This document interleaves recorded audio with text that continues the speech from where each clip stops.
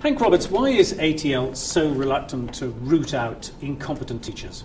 Well, ATL isn't reluctant. I'm not sure that root out's the right word, but it's certainly not reluctant to have teachers that aren't up to scratch, aren't really doing a good job in the classroom. They teach kids' education's too important, so they shouldn't be there.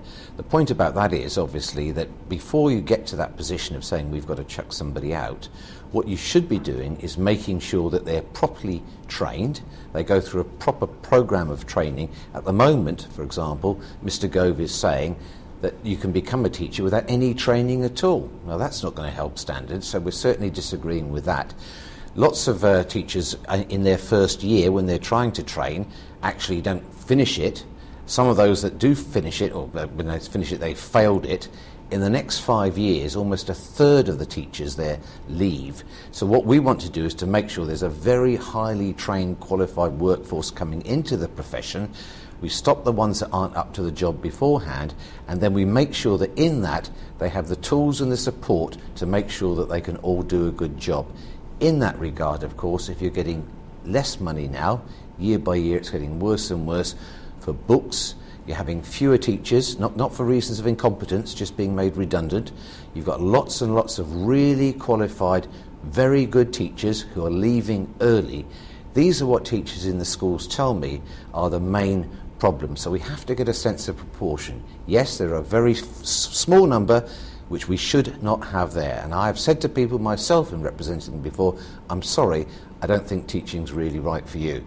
But that's not the main issue. The main issue, if you want a good quality workforce, is to make sure they're properly trained and they get the support that they need from this government, which they say at the moment they're not.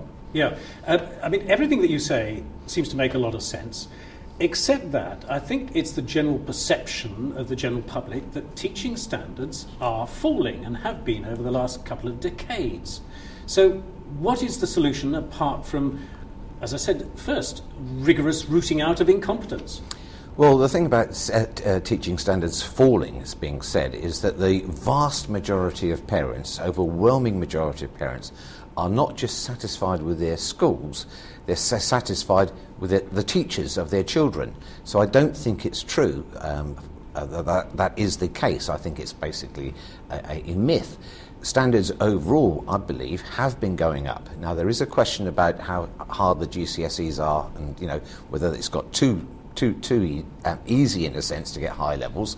That has to be looked at carefully. There needs to be scientific evidence to show it and not just statements of fact. But overall, I believe, and the teachers in the school believe, if you go back, so I've been teaching, over 30 years, I think the standards are higher, and I think that that's reflected in the fact that more have gone to university, more have got higher levels in their exams, etc., etc.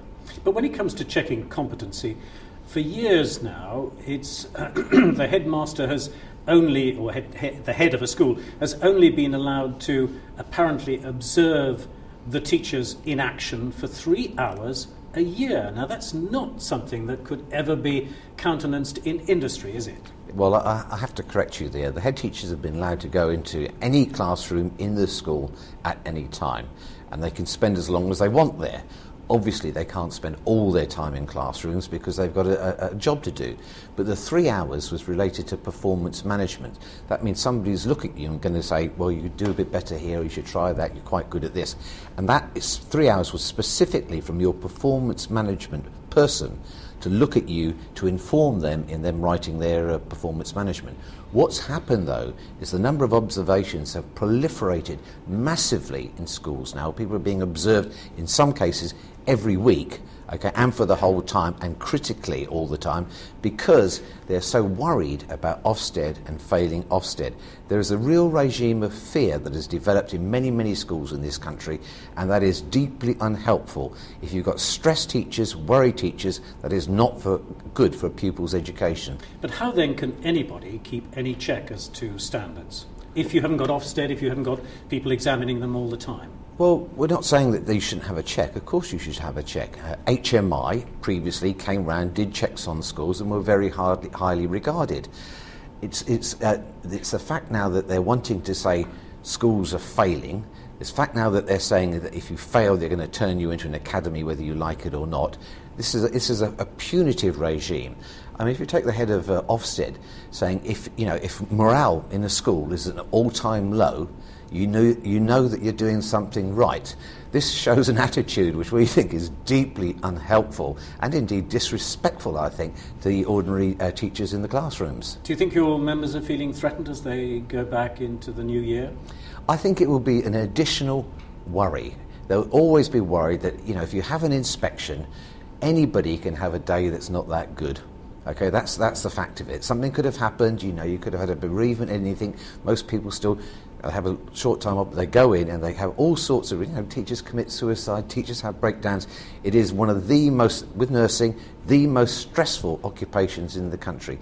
So we have to bear that in mind, obviously, and this is an added worry, because it's not just being threat of sack now for competence. Obviously, as I said before, they're also being dismissed just because there's not the money there to carry on employing people in schools as there was previously. Okay, Hank Roberts, thank you very much indeed. No, thank you.